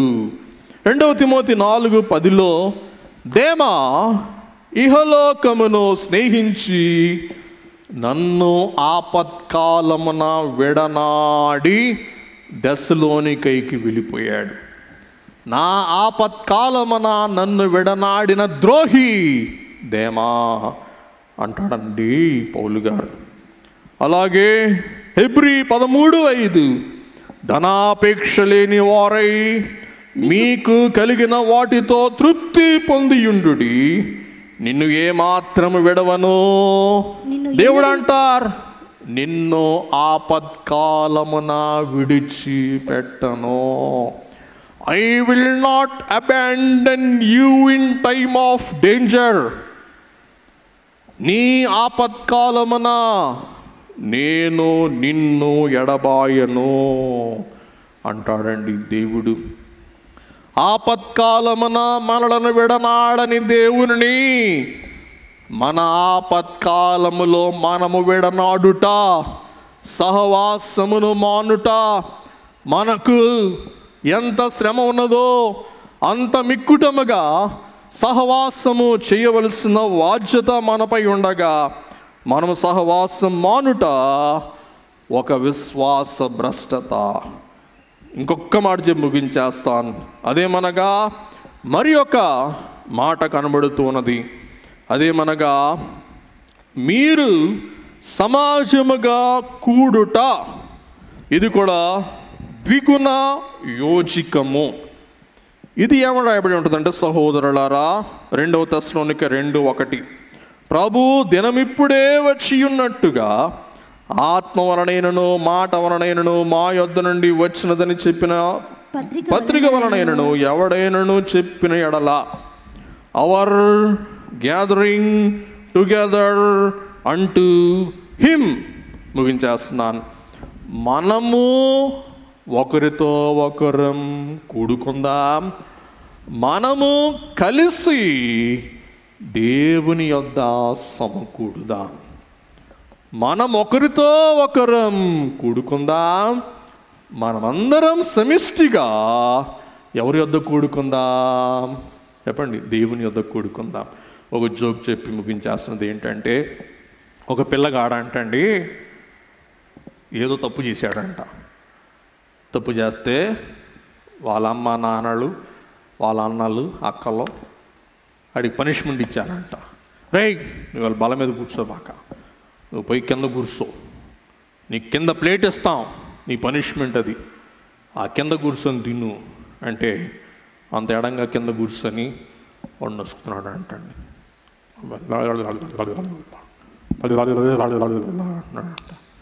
ఏందిరా నొసుకుతున్నావు? ఏందిరా? ఏం లేదు, వాక్యం చెప్పుకుంటున్నాడు అంటే. ఏందిరా, ఏం వాక్యం చెప్పుకుంటున్నావురా? నా శత్రువులు ఎదుట నీవు నాకు భోజనం సిద్ధపరచదు. చూసారా, ఈడేమన్నాడు? వాక్యం చెప్తున్నాడు, నా శత్రువులు ఎదుట నీవు నాకు ఎక్కడ భోజనం? నేల భోజనం. కాబట్టి మనం సహవాసమును విడనాడరాదు.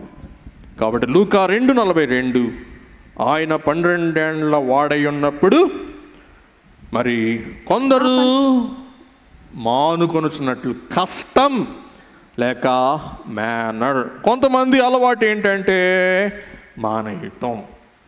వినండి, మా చిన్నప్పుడే మన్నాత్రవయ్య గారు ఉన్నారు, బిజీగా ఉన్నారు, రాసుకుంటున్నారు. వారి నాన్నగారు మా చిన్నప్పుడు పెద్ద ఆయనైనా ఆప్త స్నేహితులు, రాజారావు అయ్యగారు, పెద్దోళ్ళు మంచోళ్ళు. మరి వచ్చారా సార్? సరే వస్తారు లేండి. వీరి నాన్నగారు రాజారావు అయ్యగారు మా చిన్నప్పుడు మాకు భరతనాట్యం స్టెప్పులు, అదేమంటారు చెప్పండి? అది ఏదంటారు? తై తుయ్ తక్కడ తై టౌ అంటారు. ఏమంటారు సార్ దాన్ని? మెట్లు మెట్లు మెట్లు అంటారు అనుకుంటా. అంతే సార్, మెట్లు అంటారు. మెట్లు నేర్పించారని మాకు. టౌ తక్కడ తై తై తక్కడ తోం అనమాట మెట్లు. ఆయన మాకు నేర్పించారు. అదేంటంటే మా చిన్నప్పుడు మేము ఆయన చెప్పేవారు, మాకు నేర్పించారనమాట. అదేంటంటే తోమ్తా, తకిడి తోమ్తా, బిందెలు బకెట్లు తోముతా, అంట్లు తోముతా. ఇంకొక స్టెప్ అనమాట. మానవా, ఓ మానవా, మీ నాన్నగారు అడగండి చెప్తాడు. నేను మానను, నాకు అలవాటు అయిపోయింది. ఏంటి అలవాటు? బిందులు బకెట్లు తోమటం అన్నమాట. అలాగే చాలామందికి అలవాటు దేవాలయానికి రాకుండా ఉండటం. మానవా, నేను మానను, నేను కొడతాను. మహాసభలకి రావటం మానేస్తావా? నేను మానేస్తా, నేను రాను. కాబట్టి కొందరు అలవాటుగా చేసే, వాడుక చొప్పున చేసే పని మీరు చేయవద్దు. కాబట్టి మీకు అవసరం ఉన్నప్పుడు, బాధ ఉన్నప్పుడు దేవుని విడనాడవద్దు. మీరు సహవాసముగా కూడి దేవుని యొద్ద సమకూడండి. మూడవది, మానటం మీ అలవాటు చేసుకోబాకండి అంటారండి పౌలు గారు. ఇదంతా ఎందుకు ఇవాళ చెప్పాల్సి వచ్చిందంటే, మన సహవాస మన దేవాలయ సహవాస దినమే ఆరాధన దినం. ఆరాధన దినమందు అవకాశవాదులమై ఉండి దేవుని మందిరమును సమీపించుట మనం మానక, మనమందరం ఒకరితో ఒకరం కూడుకొని దేవుని చెంత మనం సమకూడి కొందరి దురలవాట్ల వలె మనము మానకుండా చనువుగా యేసయ్య ఏర్పాటు చేసిన తన శరీర శిలువ యాగము ద్వారా సిద్ధపరిచిన అత్యుత్తమమైన పరలోక మార్గములో మనము చనువుగా చేరి ఈ సహవాసమే పరమునకు, నూతన యెరూషలేమునకు, పరలోక దేవుని కుడిపార్శ్వమునకు, ఆ పరలోక యెరూషలేము 7 ఏండ్ల విందునకు, అటు పిమ్మట జరుగు 1000 ఏండ్ల పాలన ఆధిక్యతకు మనందరినీ ప్రభువు నడిపించును గాక. దేవా, ప్రభువా, హెబ్రీ సంఘం వలె మేము వెనుక తట్టు చూడక, వెనుకంచ వెయ్యక, విశ్వాస భ్రష్టత్వము యొక్క మార్గములో పయనింపక, దేవా, ఉత్తమము శ్రేష్టమునై ఉన్న మీ మార్గమందు మేము సదా పయనించి మీరు మాకు సిద్ధపరచిన ఆ మహిమ సామ్రాజ్యములో మీ చెంత సమకూడి ఆ పరలోక సమాజములో మా పేరు పిలువబడినప్పుడు ఆర్భాట దూత ధ్వని, దేవా, ప్రధాన దూత శబ్దం, ఆర్భాట బోర వినబడినప్పుడు మేమందరం మీ స్వరం విని మీ చెంత సమకూడి నీ చెంత ఉన్న నిత్యానందములో సదా పాల్పొందు భాగ్యమాందరికి అనుగ్రహించుమని తన అమూల్య శరీరమును మన కొరకు చీల్చి వీటికి అప్పగించి ఆటంకమును చీల్చివేసి మార్గం సరళము చేసి చనువుగా తన చెంతమలను చేర్చుకొను మన ప్రాణనాథుడు, మన ప్రాణప్రియుడు, మన వరుడు, మన రక్షకుడును అయి ఉన్న యేసు స్వామి పరిశుద్ధ నామమున వినయముతో వేడుకొని ప్రార్థిస్తూ ఉన్నాం మా పరమ తండ్రి. ఆమేన్. మరణాత.